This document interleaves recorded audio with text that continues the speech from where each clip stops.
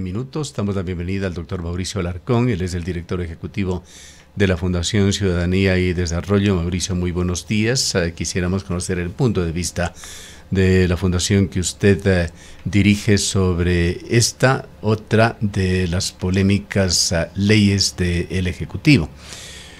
¿Qué conclusiones se saca sobre estos temas? Han habido ya pronunciamientos por parte de su organización, así como de otras, sobre la Ley de Transparencia Social que fue aprobada el pasado 26 de agosto en la Asamblea.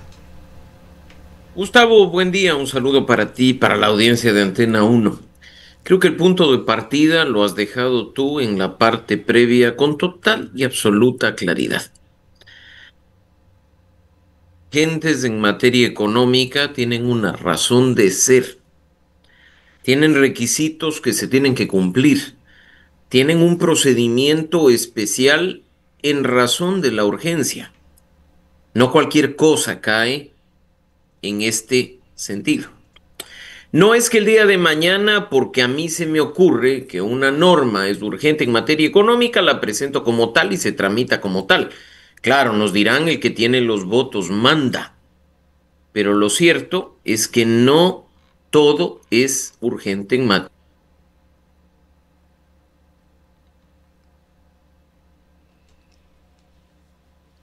Al parecer tenemos un corte en la conexión en este momento. Vamos a esperar unos minutitos a ver si podemos recuperar este diálogo.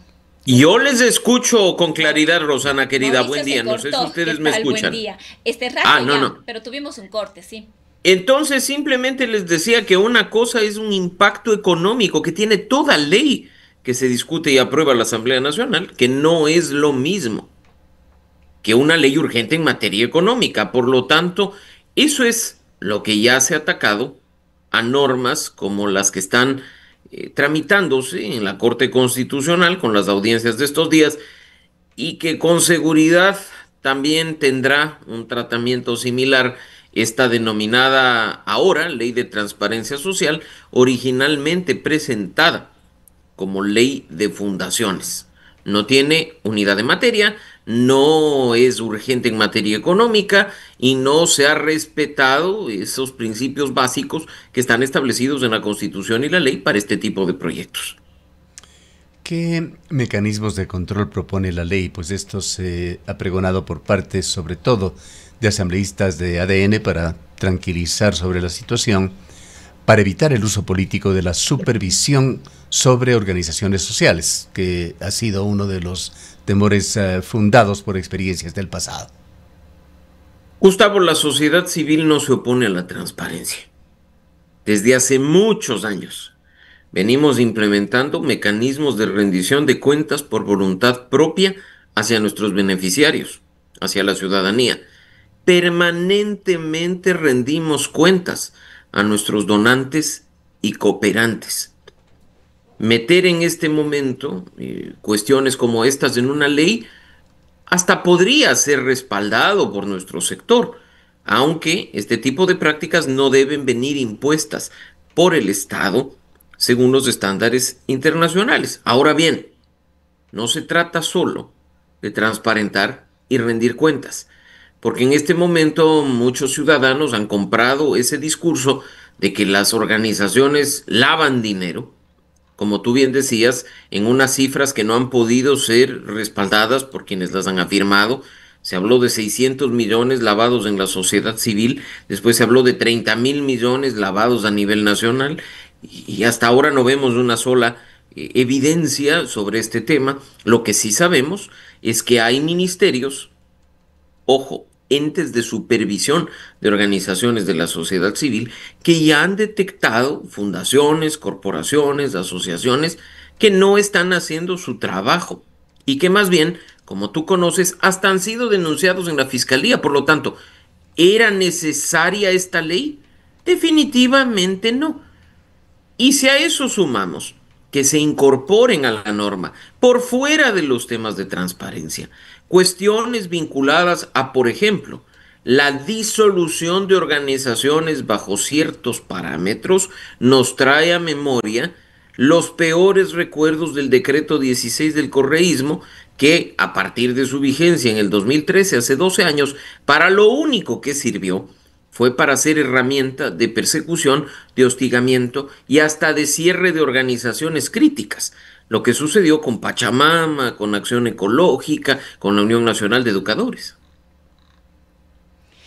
Ahora, Mauricio, justamente la pregunta es, ¿cuál es el fin último del gobierno con esta nueva normativa? Porque normativa existe para poder controlar lo que estaría denunciando como posibilidades o que estaría ocurriendo con algunas organizaciones de esta naturaleza, que es el lavado de activos para fines poco transparentes e irregulares, de manejo de recursos, etcétera. Entonces preguntamos a la final, ¿cuál sería el objetivo real, considerando que si se quisiera intervenir en las fundaciones u organizaciones no gubernamentales u otras de esta naturaleza, existen las herramientas necesarias en caso de que se conozca que efectivamente alguna de estas está incurriendo en alguna ilegalidad? Por supuesto que sí, Rosana, y mira, yo creo que la respuesta está en lo que señaló un colega de ustedes, Martín Pallares, en Diario Expreso, que decía, palabras textuales en su análisis: todo autoritario tiene en su manual el control de las organizaciones no gubernamentales. Lo estamos viendo en otros países de América Latina. Estamos viéndolo además cuando la relatora especial para el derecho de libertad de asociación y de reunión, Gina Romero, manda un video al público, que además se presentó en el pleno de la Asamblea, diciendo: todo muy bien con rendir cuentas, con ser transparente, pero cuidado que hay algunas banderas rojas en el proyecto. Tiene que ser corregido, no puede haber tanta discrecionalidad, no puede mandarse temas a reglamentos. O sea, queda claro que hay altas posibilidades. Ojo, la ley aún no está en vigencia, por eso no podemos afirmarlo al 100%, pero hay altas posibilidades de que esta norma pase a engrosar la fila de la ley de agentes de extranjeros de Nicaragua, de la ley de agentes de extranjeros de El Salvador, de las normas contra sociedad civil que se han aprobado en Paraguay, en Perú y en otros países de nuestra región. Hay que estar atentos para que se cumpla efectivamente con ese objetivo tan noble que los asambleístas del oficialismo han señalado, el de combatir el crimen, que ojo, no es una norma penal la que se ha aprobado, en este caso fortalecer la transparencia y la rendición de cuentas del sector, y que no se convierta simplemente en un instrumento más para controlar, para silenciar o para provocar censura. Yo creo que es vital en este punto, Rosana, ratificar. La sociedad civil no se opone a ser transparente. El día de hoy, otro medio hermano, Diario El Universo, recoge algunas declaraciones, tanto mías como de Tarcisio Granizo, un colega de la WWF. Y lo que nosotros decimos es: ya estamos implementando la norma sin que ésta exista. Si tú ves las secciones de transparencia de nuestras organizaciones, sabes quiénes son nuestros cooperantes. Están informes auditados, están balances económicos, están los informes anuales de actividades. Entonces, no es que aquí el gobierno esté inventando el agua tibia. Si tienen identificada una organización o varias organizaciones que cometen el delito de lavado de activos, o con el dinero que reciben cometen otros delitos como la asociación ilícita, como el atentado contra la seguridad del Estado, tienen que denunciarlos ante la Fiscalía y punto. Esa opción ya está con el Código Orgánico Integral Penal vigente. Aquí en la ciudad de Cuenca se tejen también suposiciones, conjeturas sobre lo que podría suceder, visto desde otro punto de vista con este tema de la transparencia. Hay una demanda que no ha pasado inadvertida, que Yacu Pérez Huertambel, en representación de defensores del agua y sectores que se encuentran en contra de un proyecto minero muy peligroso para los intereses de la ciudad de Cuenca, piden al gobierno transparencia en el funcionamiento de la Fundación ANA. ¿Qué es la Fundación ANA? Es una fundación en la cual ha venido laborando la actual esposa del presidente de la República desde antes de que gane la presidencia, Daniel Noboa. Piden cuentas claras, pues la empresa minera Dundee Precious Metals ha sido una de las entidades que ha hecho donaciones cuyo monto no se conoce con respecto a esta fundación. La fundación supuestamente busca empoderar a mujeres víctimas de la violencia mediante 3 pilares: prevención, capacitación y empleabilidad. Pero argumentan los defensores del agua que esto ha generado un conflicto de intereses, pues durante la candidatura se administró ya este dinero que piden se aclare, haya transparencia sobre este tema. Esta fundación, como lo habíamos señalado, lo lidera la hoy primera dama. Si esta organización se somete con transparencia a los mismos estándares que a través de esta nueva ley exige el gobierno a otras fundaciones, podría ciertamente reforzar la credibilidad del régimen. Es importante, interesante entonces, si es que esta ley efectivamente llega a aplicarse, se publica en el registro oficial, pasa los filtros constitucionales, ¿cuál sería el comportamiento del gobierno? Gustavo, desde hace varios años Ciudadanía y Desarrollo viene impulsando en Ecuador el estándar global de transparencia de la sociedad civil. Viene implementando para sí mismo y para otras organizaciones el estándar de rendición de cuentas de transparencia internacional.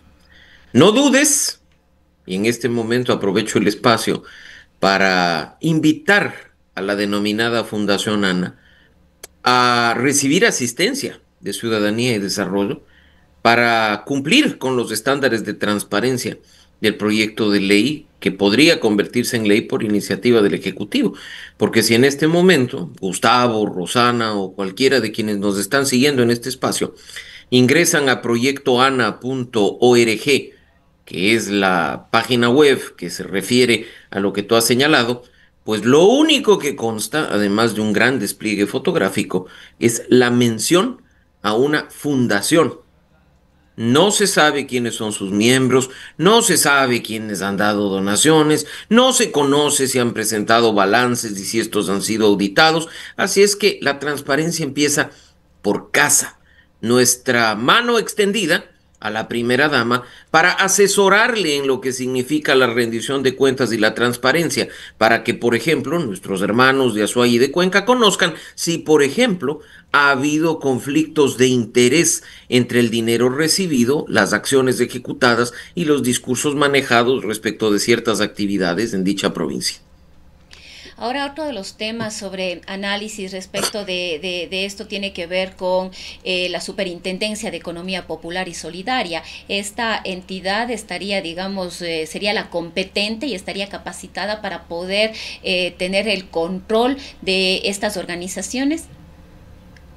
Mira, es probable, Rosana, y el problema aquí es que tenemos muy malos recuerdos respecto a lo que ha sucedido en el pasado. Se nos dijo que el decreto 16 también era un decreto inofensivo, que lo único que buscaba era incorporar ciertas disposiciones adicionales a aquel decreto, aquel reglamento, que estuvo en vigencia desde 2002, porque el primero fue emitido por Gustavo Noboa Bejarano en aquella época. Ya en la práctica, la norma en vigencia, ¿para qué sirvió? No sirvió para que las organizaciones transparenten ingresos en aquel entonces o presenten informes de gestión. Sirvió para forzar, disolver, presionar, censurar. Y es lamentablemente esa práctica la que hoy nos trae a memoria en función de lo que se está discutiendo en este momento. Mira que es algo súper básico. Si tú simplemente googleas decreto 16 Rafael Correa, vas a encontrar que en el artículo 26, donde estaban las causales de disolución, se decía, una organización podrá ser disuelta por las siguientes razones, y una de ellas decía, afectar la paz social y la seguridad del Estado. Se utilizó para cerrar a Fundación Pachamama por ejercer su derecho a la protesta en el marco de una ronda minera. Hoy, si tú revisas en las disposiciones reformatorias, en la parte de abajo, ya pasando la sección de transparencia de este proyecto de ley, vas a encontrar que se establece dentro de la Ley Orgánica de Participación Ciudadana un artículo enumerado con las causales de disolución de organizaciones. Claro, ya no se habla de paz social, se habla de orden público, pero se vuelve a topar el tema de la seguridad del Estado. Entonces, creo que tenemos razones más que fundadas en la experiencia para dudar de la verdadera intención que se tiene con este proyecto de ley. ¿Cuáles serían las verdaderas intenciones que hay en el trasfondo, haciendo alusión nuevamente a ese artículo de Expreso de Martín Pallares? Mira, es que Gustavo, yo creo que hay que escuchar a las autoridades. Cuando este proyecto fue presentado por el Ejecutivo, aún era ministro el señor de la Gasca. ¿Qué es lo que dijo? Con nombres, vamos atrás de estas organizaciones, del Frente Antiminero, vamos de esto. ¿Por qué? Porque se oponen a una actividad que le va a dar ingreso al Estado. Eso dice en la ley, ¿no? Vamos a estar detrás de quien les financia y todo. Eso dice la ley, no. Después Valentina Centeno, cuando recibió el proyecto de ley, dijo exactamente lo mismo. Entonces, ¿de qué hablamos? De una norma para promover la transparencia a la cual la sociedad civil no se opone, o de una norma para instrumentalizar el control de las organizaciones no gubernamentales. Entonces, yo creo que acá hay que hablarle con claridad al país. La transparencia es un pilar fundamental de la democracia. La transparencia tiene que cumplirse principalmente por parte de quienes manejan recursos públicos que nos pertenecen a todos los ecuatorianos. También respecto de aquellas organizaciones, empresas y demás que reciben recursos públicos. Y pues, si se considera que de manera obligatoria por una ley lo tenemos que hacer sectores empresariales o de sociedad civil, bienvenido sea, porque la transparencia es buena, pero que este pretexto sirva para instrumentalizar herramientas de control, persecución y censura, de ninguna manera. Así es que aquí, de nuevo, que se persiga a quienes se tenga que perseguir, pero por el cometimiento de delitos que ya están en el Código Orgánico Integral Penal. Si una empresa lava dinero o una fundación lava dinero, está cometiendo un delito. Señores ministros, vayan y denúncienlo en la Fiscalía. Si una empresa o una organización de la sociedad civil, Gustavo, Rosana y amigos, está haciendo mal uso de recursos públicos que han recibido por un contrato, por un convenio y que nos pertenecen a todos los ecuatorianos, vayan y denúncienlo ante la Fiscalía. Herramientas ya tienen. No es necesario en este caso una norma como la planteada, que, aunque dice perseguir un fin muy noble, puede convertirse en algo como lo que ya vimos en ejecución entre 2003 y 2018. Es la importancia del momento que vive Ecuador? Momentos tensos como se escucharon y se vieron en las sesiones del día de ayer con la Corte Constitucional, que ha estado marcada por presiones políticas, cuestionamientos y con una clara confrontación con el Ejecutivo. ¿Cuál es la importancia de lo central, de lo fundamental en el papel de la Corte, que debe actuar? Eso es lo que se espera y es lo normal bajo el principio de control abstracto de constitucionalidad, es decir, permitir o suspender normas en cuanto a que si encajan o no en la Carta Magna de Ecuador. La Corte Constitucional, Gustavo, tiene que hacer su trabajo. Ha hecho lo que ha debido en función de los reclamos presentados por 3 leyes. Hay otras que están en camino. Si alguien acciona una inconstitucionalidad y pide medidas cautelares para suspender los efectos de una norma o de una disposición en ella incluidas, es deber de la Corte evaluar y proceder. Las leyes que ya ha aprobado la Asamblea Nacional, la ley de solidaridad, la ley de integridad, la ley de inteligencia, siguen vigentes, no han sido suspendidas en su totalidad. Son específicas disposiciones y artículos las que han sido suspendidas temporalmente hasta que la Corte se pronuncie por el fondo. Las audiencias se están desarrollando y la Corte, con esos insumos que está recibiendo, deberá resolver si esas normas siguen formando parte de nuestro ordenamiento jurídico o son expulsadas de él. Me atrevo a decir, después de estos primeros días de intervenciones de los representantes del Ejecutivo y de la Asamblea Nacional, que hay más posibilidades de que las normas sean dadas de baja por su paupérrima defensa en cuanto a la presentación, trámite y aprobación de las normas al interior de la Asamblea Nacional. Lo que han hecho los abogados de la Presidencia y de la Asamblea Nacional es, en definitiva, darle la razón a la Corte en cuanto a sus procedimientos. Así es que, de nuevo, mi invitación a nuestra audiencia a estar atentos, a no comprar simplemente mensajes comunicacionales que hoy, hasta a manera de desinformación, están a la orden del día, y a seguir con atención lo que ocurre con estos temas. La Corte está haciendo su trabajo y no tiene que ser víctima, como la sociedad civil o como cualquier otro sector, ni de presiones, ni de intimidación, ni de censura, ni de estigmatización.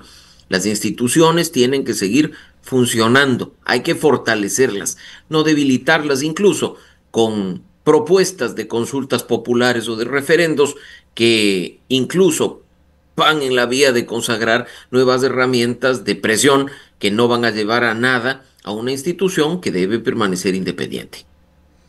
Y el tema trasciende las fronteras nacionales. Cabe indicar que hay organizaciones internacionales de importancia que están mirando a Ecuador con una lupa: Human Rights Watch, Amnistía Internacional, la propia Naciones Unidas, que en diversas circunstancias han expresado ya su preocupación por lo que consideran ataques a la independencia judicial. Clarísimo, y yo creo que no es la única organización. Gustavo, hemos visto varios pronunciamientos, incluyendo el de la relatora especial para la independencia de jueces y magistrados de Naciones Unidas, Margaret Satterwhite, que ha emitido un comunicado diciendo: cuidado con lo que está pasando con la Corte Constitucional. Cuidemos su independencia, mantengamos su autonomía, que no sea objeto de presiones indebidas por las decisiones que toma, que pueden incomodar a ciertos actores políticos. Y de nuevo, creo que hay que prestar mucha atención a lo que dicen las autoridades, pues a veces nos quedamos en lo jocoso que puede sonar, y ya lo dijeron, que la Corte es la pata coja. ¿La pata coja para qué? Para la consolidación de un modelo autoritario y sin control. Hay que escuchar y poner atención. Así es que aquí la independencia de la justicia es otro principio fundamental de la democracia que tenemos que defender. No a todos nos gustan las decisiones de la Corte, ni todas las decisiones que toma deben gustarnos, Gustavo. De lo que se trata es de saber por qué se toman esas decisiones, si están debidamente motivadas, si es que hay fundamentos detrás, para en función de ello sí tomar postura, pero no por ello atacar a una institución cuyo único deber es blindar la vigencia de la norma suprema respecto de las normas que de ella derivan, e interpretar la Constitución en caso de que pues hay algún tipo oscuro o no delimitado respecto de la vigencia misma del texto principal. Y para finalizar nada más y poner en evidencia una vez más lo delicado del momento y lo complejo de las decisiones de la Corte tiene paralelamente, y en estos días, si es que tienen el tiempo, estarán analizando ya las preguntas para la consulta popular. Una de ellas incluye esa pregunta que les involucra y que podría darles mayor volubilidad, el hecho de que puedan someterse a sus jueces en cualquier momento a un juicio político en la Asamblea. Yo espero, Gustavo, que el envío de las preguntas a la Asamblea Nacional para una eventual consulta o referendo no sea una acción más para la tensión política con la Corte. Mira que el gobierno, de forma muy irresponsable, ha planteado nuevamente preguntas que ya han recibido respuesta de la Corte en ocasiones anteriores. Y la Corte ha dicho: el referendo, la consulta, no es el camino. Trabájelas en la Asamblea Nacional para que después la ciudadanía las refrende. Entonces, ojalá no sea esto simplemente una acción para pretextar nuevos ataques contra la Corte Constitucional. Con la carga que están en este momento despachando el proceso de las acciones de inconstitucionalidad contra las leyes antes mencionadas, veo difícil que también estén atrás del tema del referendo y la consulta. No obstante, sabemos que hay tiempos que están establecidos en la Ley Orgánica de Garantías Jurisdiccionales y Control Constitucional que serán respetados, por supuesto, y que viabilizarán un referendo que con seguridad tendremos al menos por dos temas que ya han sido aprobados por la Asamblea: bases extranjeras en el Ecuador y financiamiento público de los partidos y de las campañas electorales. Esos dos temas sí o sí deberán ser puestos a consideración de los ecuatorianos para ser refrendados o rechazados. Bien. Gracias a Mauricio por haber estado con nosotros. Gracias, Gustavo. Un gran abrazo para ti, para Rosana y para la audiencia. Igualmente, declaraciones del abogado Mauricio Alarcón, director de la Fundación Ciudadanía y Desarrollo.